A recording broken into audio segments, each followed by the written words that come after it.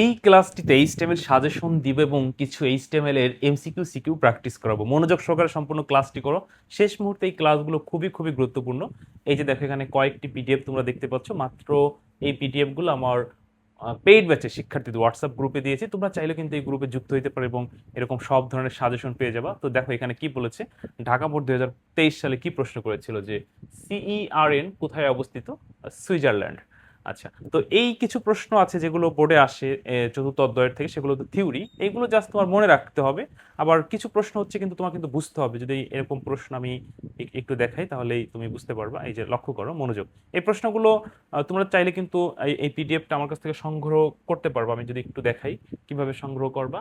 এই যে সবাই একটু লক্ষ্য করো, এই যে দেখো দেখো এইখানে আমি এগুলো তোমাদের প্র্যাকটিস করাবো। এইখানে দেখো কত পিডিএফ, এই সব কিন্তু তোমাদের জন্য। যদি এই সবগুলোকে মানে একটা একটা পিডিএফ যদি 10 টাকা করে সম্মানই নেই, তাও অনেক টাকা, কিন্তু আমি কিন্তু অত টাকা নিচ্ছি না। যা তোমরা যারা 26 সালে পরীক্ষার্থী আছো, তোমরা মাত্র 299 টাকা দিয়ে সব সাজেশন পিডিএফ নিতে পারবা। সাথে এমসিকিউ সিকিউ রেকর্ড ক্লাস এবং লাইভের সাপোর্ট বেসিক থাকবে বোর্ড পরীক্ষা পর্যন্ত। মানে টোটালি 2 বছরের ঘাটতি পূরণ করতে পারবা এই সাজেশন এবং ক্লাসের মাধ্যমে। তো শেষ মুহূর্তের জন্য মাত্র 299 টাকা। তোমরা যারা 26 সালের পরীক্ষার্থী আছে, এটা 399 ছিল, শুধু আজকে ব্রাজিল জিতছে সেই উপলক্ষে একটু কমাই দিচ্ছি। তো যাই হোক, এই আমার এই হোয়াটসঅ্যাপ নম্বর এসএমএস দিয়ে এগুলো মিস করো না, খুব কাজে লাগবে। তোমরা হয়তো অনেকে বলতে পারো স্যার এগুলো এখন শেষ মুহূর্তে ফ্রি দেন না।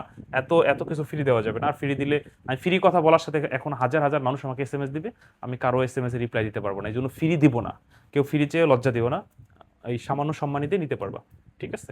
আচ্ছা চলো আমরা যেটা নিয়ে কথা বলছিলাম সেটা প্র্যাকটিস করি। এই যে দেখো সবাই মনোযোগ, এই সাজেশনগুলো কিন্তু খুবই গুরুত্বপূর্ণ, খুবই গুরুত্বপূর্ণ। একটু দেখো,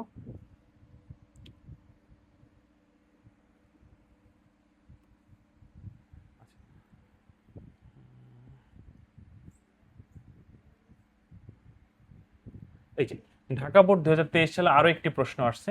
তোমরা যদি একটু লক্ষ্য করো তাহলে দেখতে পারবা যে নিচের কোন ট্যাগে অ্যাট্রিবিউট থাকে। ঢাকা বোর্ড 2023 সালে প্রশ্ন। এখন এই প্রশ্নটি তুমি জোর করে মুখস্থ করলা যে শুরু ট্যাগে অ্যাট্রিবিউট থাকে, কিন্তু জোর করে মুখস্থ করলে কিছুদিন পর আবার ভুলে যাবা। এটা একটু বুঝাই বলি। যেমন ধরো আমি যদি এখানে লিখি, ধরো টিএইচ, তোমার অনেক সময় টিএইচ এর ভিতরে আমরা রো স্পেন লিখি না, টিএইচ এর ভিতরে রো স্পেন লিখি। এখন ধরো রো স্পেন কোনো কারণে টু লিখলাম, কোন একটা শব্দ লিখে টিএইচটা শেষ করলাম। আচ্ছা, এই জায়গায় এই টিএইচ দেখো, টিএইচ এর ভিতরে রো স্পেন লিখছি, কখনো কি এই রো স্পেন এই শেষ ট্যাগের ভিতর লেখো? লেখো না। তাহলে এখানে রো স্পেনটা হচ্ছে অ্যাট্রিবিউট। তাহলে এই অ্যাট্রিবিউটগুলো সাধারণত কোথায় হয়? শুরু ট্যাগে হয়। যখন তুমি এরকম বুঝে পড়বা তখন কি হবে জানো, তোমার মানে দীর্ঘদিন মনে থাকবে এবং অন্যকে বুঝাইতে পারবা। আচ্ছা, এই যে আরেকটা প্রশ্ন দেখো, এই প্রশ্নটি দিনাজপুর বোর্ড 2023 সালে আসছে। বলছে এইচটিএমএল কোডে মানে একটা এইচটিএমএল কোড লিখছে, লেখার পর বলছে এর অ্যাট্রিবিউট ভ্যালু কোনটি। আচ্ছা, অ্যাট্রিবিউট ভ্যালু আবার কাকে বলে একদম সহজ করে মনে রাখার চেষ্টা করবা। যে সমান সমানের পরে যে ডাবল ইনভার্টেড কমার মধ্যে যা থাকবে, এটা সংখ্যায় হোক কোনো শব্দ হোক যা থাকুক, ওইটাই হচ্ছে অ্যাট্রিবিউট ভ্যালু। তাহলে এখানে বলছে যে এই অ্যাট্রিবিউট ভ্যালু কোনটা, তাহলে সেন্টার সেন্টার। তাহলে আমি যদি একটু বুঝাই বলি, পি হচ্ছে ট্যাগ, অ্যালাইন হচ্ছে অ্যাট্রিবিউট, আর সেন্টার হচ্ছে অ্যাট্রিবিউট ভ্যালু, আর এই আইসিটি হচ্ছে তোমার কন্টেন্ট বা অ্যালাইন্ড। আচ্ছা, তো এইভাবে কিন্তু তোমাদের এমসিকিউ প্রশ্ন আসবে। তো আমি যদি এবার একটু সিকিউতে যাই, এই যে একটা সিকিউ দেখো, কুমিল্লা বোর্ড 2025 সালে আসে চমৎকার একটা সিকিউ। এই এই নিচেরটু কিন্তু তোমার বুঝতে হবে। এই উপরের এইচটিএমএলটা যারা মোটামুটি এইচটিএমএল করছে সবাই এটা পারবা, তারপর আমি এটা সমাধান দিয়ে দিব। আর এই যে এই নিচের এই জিনিসটা বুঝতে হবে, এটা আমি একটু বুঝাই বলি। দেখো বলছে আইসিটি শিক্ষক তার কলেজের জন্য 2 ধরনের ওয়েবসাইট ডিজাইন করলেন। মনোযোগ। প্রথমটিতে হোম পেজ থেকে যে কোনো পেজে সরাসরি যাওয়া গেলেও এক পেজ থেকে অন্য পেজে সরাসরি যাওয়া যায় না। মানে হোম পেজ থেকে যে কোনো পেজে যাওয়া যায়, বাট এক পেজ থেকে আবার অন্য পেজে যাওয়া যায় না, হোম পেজে ব্যাক করে এসে তারপর যেতে হয়। তবে দ্বিতীয়টিতে যে কোনো পেজ থেকে যে কোনো পেজে সরাসরি যাওয়া যায়। দ্বিতীয়টিতে যে কোনো পেজ থেকে যে কোনো পেজে সরাসরি যাওয়া যায়। এইটা কি? এটা হচ্ছে নেটওয়ার্ক ওয়েবসাইট কাঠামো। তাহলে এই জায়গায় 2 ধরনের ওয়েবসাইট কাঠামোর ইঙ্গিত দিয়েছে এবং এইটার উপরেই প্রশ্ন সাজাইছে। ঘ নাম্বারে বলছে দৃশ্যকল্প 2-এ উল্লিখিত ওয়েবসাইট কাঠামোদ্বয়ের মধ্যে কোনটি অধিক সুবিধাজনক, তোমার মতামত দাও। এখন যে এখানে যে 2টা ওয়েবসাইট কাঠামো বলছে, সুবিধা অসুবিধা হলো পরের কথা। যদি তুমি ওয়েবসাইটই বুঝতেই না পারো এখানে কোন কোন ওয়েবসাইটের কথা বলছে, তুমি লিখবা কেমনে? এখন সারা বছর কষ্ট করে এইচটিএমএল শিখলা, এরকম প্রশ্ন একটা চলে এসেছে 4 মার্ক, তাহলে 6-এর মানে 10-এর মধ্যে 4 এমনি চলে গেল জলে। তারপর 6 এর ভালো লাগবে না। এই জন্য HTML কষ্ট করে শিখছো, পাশাপাশি এই জিনিসগুলো শিখবা। একেবারে সহজ করে আমি বুঝাই দিচ্ছি। এখানে দুইটা ওয়েবসাইট কাঠামো, একটা হচ্ছে তোমার লিনিয়ার ওয়েবসাইট কাঠামো, আর একটা হচ্ছে নেটওয়ার্ক ওয়েবসাইট কাঠামো। কেন লিনিয়ার, কেন নেটওয়ার্ক, চলো আমরা বাস্তবে দেখে নেই। এই যে দেখো, সবাই মনোযোগ।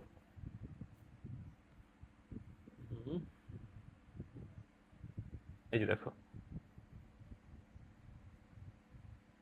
চতুর্থ অধ্যায়ের প্র্যাকটিস ক্লাসে চলে যায়। এই সব কিন্তু তোমাদের জন্য। এই যে এখানে যত ফাইল, মানে শুধু চতুর্থ অধ্যায় না, একদম প্রথম অধ্যায় থেকে শুরু করে ষষ্ঠ অধ্যায় পর্যন্ত এরকম স্পেশাল সাজেশন রেডি, সব কিন্তু তোমরা আমার কাছ থেকে সংগ্রহ করতে পারবা। এই যে হায়ারার্কিক্যাল ওয়েবসাইট কাঠামো, যে ওয়েবসাইটের হোম পেজে সমস্ত ডকুমেন্ট পূর্ণাঙ্গ মানে চিত্র সংক্ষিপ্ত আকারে থাকে এবং ওয়েব পেজের শাখা প্রশাখায় সাজানো থাকে। অর্থাৎ একটি পেজ থেকে, মানে হোম পেজ থেকে যে কোনো পেজে যাওয়া যায়, কিন্তু যে কোনো পেজ থেকে আবার অন্য পেজে যাওয়া যায় না।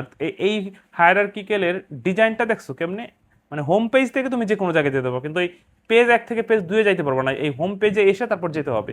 আবার যদি আমি, এটা তো হাইব্রিড, এটা বাদ, নেটওয়ার্ক ওয়েবসাইট কাঠামো দেখাই। এই যে হচ্ছে নেটওয়ার্ক ওয়েবসাইট কাঠামো, যে ধরনের ওয়েবসাইট কাঠামোতে সবগুলো পেজ একে অপরের সাথে লিঙ্ক থাকে তাকে নেটওয়ার্ক ওয়েবসাইট কাঠামো বলে। মানে একটির সাথে আরেকটি লিঙ্ক, দেখো এখানে লক্ষ্য করো যে হোম পেজ থেকে তো যাওয়া যাবে, আবার একটা থেকেও কিন্তু আরেকটা যাওয়া যাবে, একটা থেকেও কিন্তু আরেকটায় যাওয়া যাবে। তাহলে আমাদের ওই একটু আগে যে প্রশ্নগুলো বললাম সেই প্রশ্নতে এই দুই ধরনের ওয়েবসাইট কাঠামো বলেছে। কয় ধরনের? দুই ধরনের। এই যে দেখো,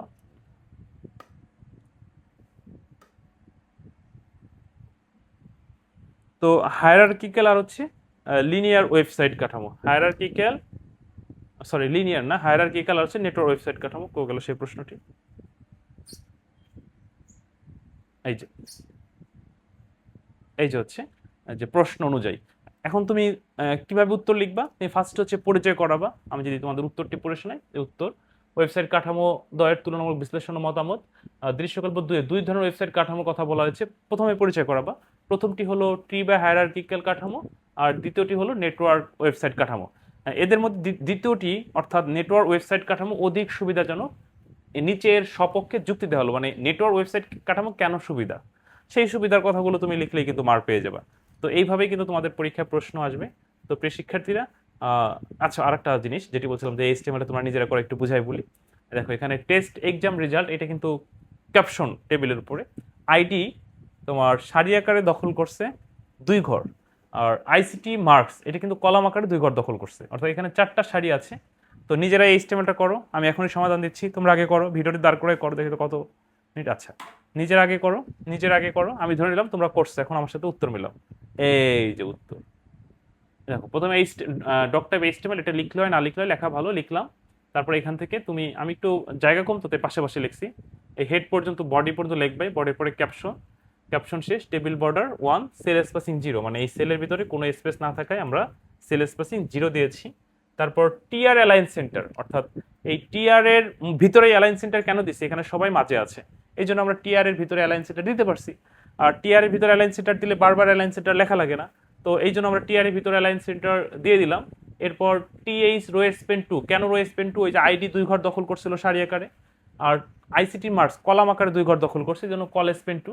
তারপর এই টিআর শেষ, আমি যদি একটু মার্ক করে দেখাই, এখানে একটু সংশোধন করতে হবে।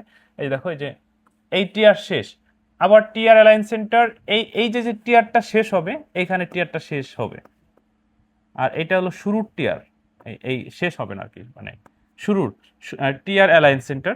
তারপর এই টিআর শেষ হয়েছে, এই যে আবার টিআর শুরু, এই টিআর শেষ, বাট এখানে এই অ্যালাইন সেন্টার লিখে দিলে এটা বারবার লেখা লাগবে না, তাহলে এখানে তুমি অ্যালাইন সেন্টার লিখে দাও, ALIGN অ্যালাইন সেন্টার। ওকে, তারপর টিআর শেষ, তারপর টেবিল শেষ, বডি শেষ, HTML শেষ। আমি এই যে তোমাদেরকে ধরো উত্তর দেখালাম, এখন আশা করি আমার উত্তরের সাথে তোমার মিলছে। এরপরে যদি বুঝতে সমস্যা হয়, নিজে প্র্যাকটিস করো, বা এই সাজেশন আমার কাছ থেকে সাজেশন সহ ক্লাস সংগ্রহ করো, মাত্র 299 টাকায়। যারা 26 সালের পরীক্ষার্থী আছো, এই অফার মিস করো, মানে এই সুযোগ, মানে জীবনে ভালো কিছু শিখতে পারবা আমার এই ক্লাসের মাধ্যমে, একদম শেষ মুহূর্তে এসে একদম গুছালো ভাবে। তো দ্রুত আমাকে হোয়াটসঅ্যাপ নম্বরে SMS করো। ওকে, তো ঠিক আছে প্রিয় শিক্ষার্থীরা, ভালো থেকো। পরবর্তী কোনো ক্লাসে আবার কথা হবে। আল্লাহ হাফেজ।